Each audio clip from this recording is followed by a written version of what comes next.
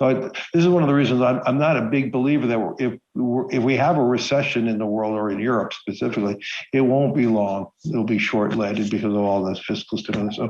So all of these are changing. And gosh, Dom, I don't think I would have been talking about any of this right now 4 months ago, 5 months ago. So here I am really talking about how this is all shifting and how should we think about it. You know, in your recent letter to CEOs, you talk about that we focus on sustainability not because we're environmentalists, but because we are capitalists and fiduciary to our clients. And I would love for you to speak a little bit about what that means. Elevated prices like we're seeing now will accelerate new technologies, will accelerate substitution. And so the pathway for sustainability is real. BlackRock has always said we don't believe in divestiture, and I think we've been very firm on that. So we believe the transition is going to be long. I wish we had the technology that we could turn a switch on and become green. The most important thing, and this is so evident in LATAM and in every other place in the world, any transition to work has to be fair and just. Higher prices is not fair and just. It hurts the poor. It hurts the poor countries. And that's what we're witnessing now. We're witnessing the spike in food, the spike in energy, and it's really a major tax on when you think about the percentage of the average person, whether they're in the United States or Mexico or Brazil. I mean, there's differences, but the amount we need to spend for energy and food as a percent of our living and our wages has grown dramatically.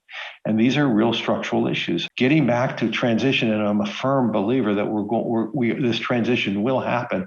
I'm a firm believer that we have to invest side by side with hydrocarbons and investing in more decarbonized technologies.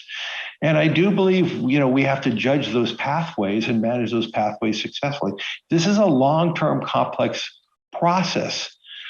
And, as a result of these higher energy prices, I think the world is going to have more hydrocarbons in the air next year than ever because we're utilizing more coal than ever before, because coal is still cheaper than some of the other hydrocarbons. But let's be clear, the prices that we're witnessing now is going to accelerate new technologies for decarbonization. And what we're seeing right now in Ukraine really represents a supply shock on top of an existing supply shock already that was very much related to the restart dynamics, because the supply is not switching on fast enough to meet the demand that is coming back online. And we already had a heightened inflationary pressure coming into this year. And the tragic war in Ukraine is just adding further the supply shock on top of supply shock, and specifically the transmission mechanism through energy, through agriculture, through other commodities. If you think about Russia representing 10% of the global oil and 17% of global gas. So all of that, the events so far this year represents actually inflation will be here to stay. It's rising higher.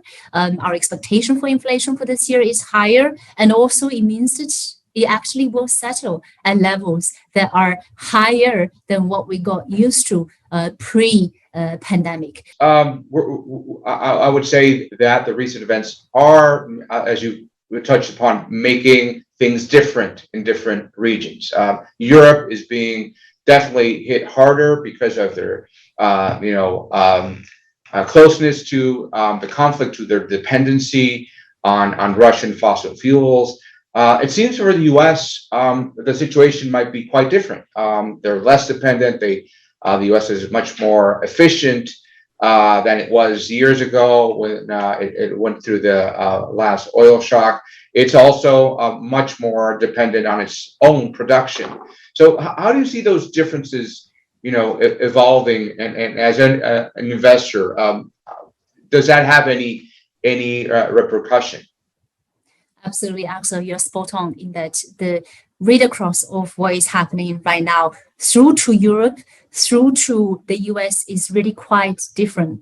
And that is in part why we recently pivoted in our asset allocation slightly away from European market, European equities, and slightly more towards the rest of developed market, including the US and including Japanese equity markets. So this very, very intense kind of reliance on Russia and in the case of Europe is why we see greater vulnerability of the economy for the rest of the year. And this is also why when we look at earnings forecast for European equity market and we compare that with the US, we see actually, yes, indeed, both Europe and US entered 2022 with its equity market forecasted to deliver and grow earnings by high single digits. Right now, European equity market earnings per share forecast has been moderated down to mid-single digits. So from high single digits to mid-single digits. But we don't think that downward revision is enough. We think that given the macro vulnerability that I just talked about, actually, it's entirely possible that European equities do not grow earnings at all this year, right? So further downgrade to come in our view for European equity market, which is also why we're currently we pivoted away from European equity market a bit in the recent Q2 second quarter outlook. And the equivalent earnings growth for the US equity market. Certainly, Wei, and very much so. Emerging markets, as you described, the difference between the U.S. and Europe is pretty much also the characteristic. You have emerging markets, especially those in Asia, which are very much more dependent on consumption of a lot of the commodities that you mentioned have risen in price. Of course, energy, food, industrial metals. But at the same time, you mentioned Latin America. It definitely provides pretty much kind of an unexpected opportunity, at least in the short term, to see those commodity prices stay higher for longer. Now, it is a mixed situation. Although many of the economies in Latin America, be it oil, be it copper or crops, are significant contributions to economic activity. At the same time, they're also having to deal with quite high levels of inflation. And not just now, since last year. So central banks are pretty much way ahead of what has been going on in developed market central banks, such as the Fed or the ECB. So that is already taking a toll on economic activity. So it's kind of a balance. Quite more positive with this higher commodity scenario, a super cycle, if you will.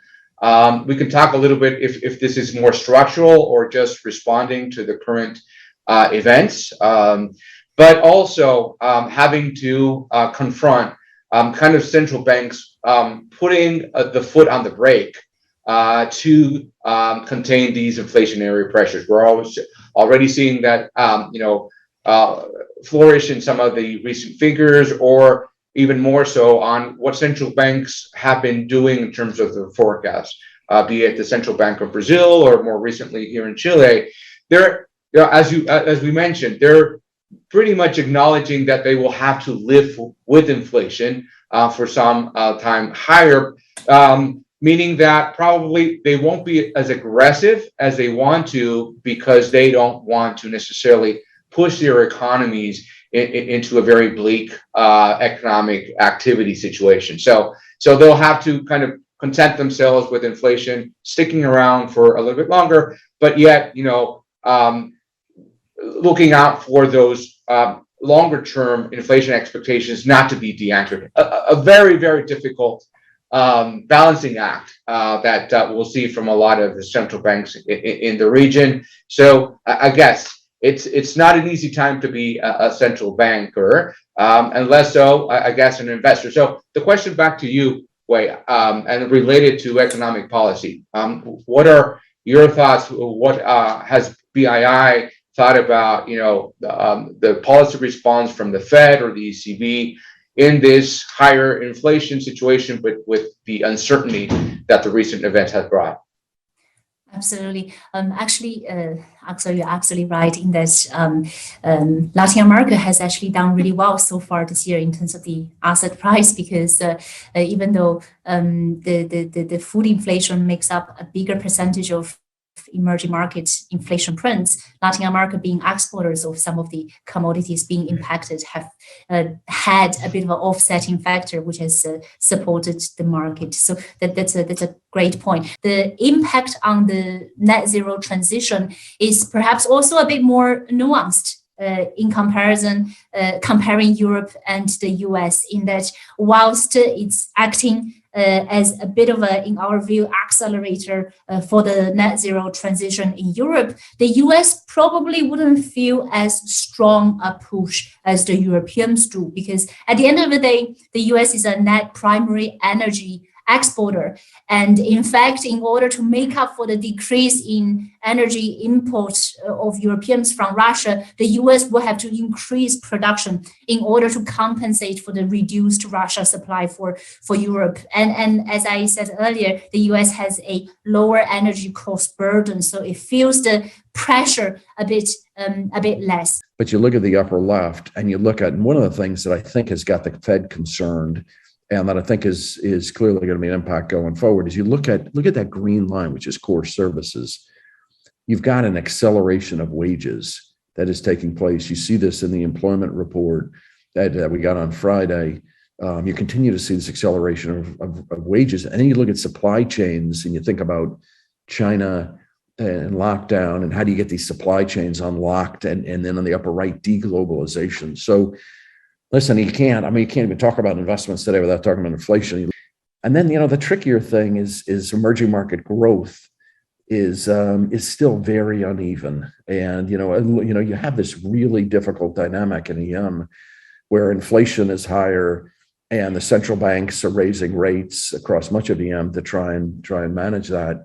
But simultaneously, you've got a growth paradigm that is slowing. So listen, I still think it's being a bit cautious around emerging markets, tactically add in some places. I'll talk a little bit about, hard currency. We prefer hard currency today. And, the valuations, we show on the upper left, these valuations are still pretty attractive. 22 has been hard across virtually everything. So, it's hard diversifying when you look at that 2022 line. And by the way, it's been a little bit better in March, the last column, where equities have done a bit better. But, it's pretty hard to diversify when everything is red, but except for oil and gold.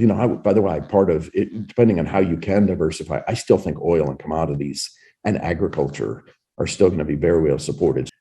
Talk about diversification. We're buying some credit. And we're buying some investor grade credit and quite frankly, holding it in yield to create a bit more balance in a portfolio. It's been all about buying equities, but I think today you can actually take some yield into your portfolio. And if you said where are rates going, I think rates are going higher. I don't think they're going much higher. I think they're going higher. But boy, if I can carry through the end of the year owning some of these yielding assets, try and take some credit spread, maybe shorter on the yield curve, and then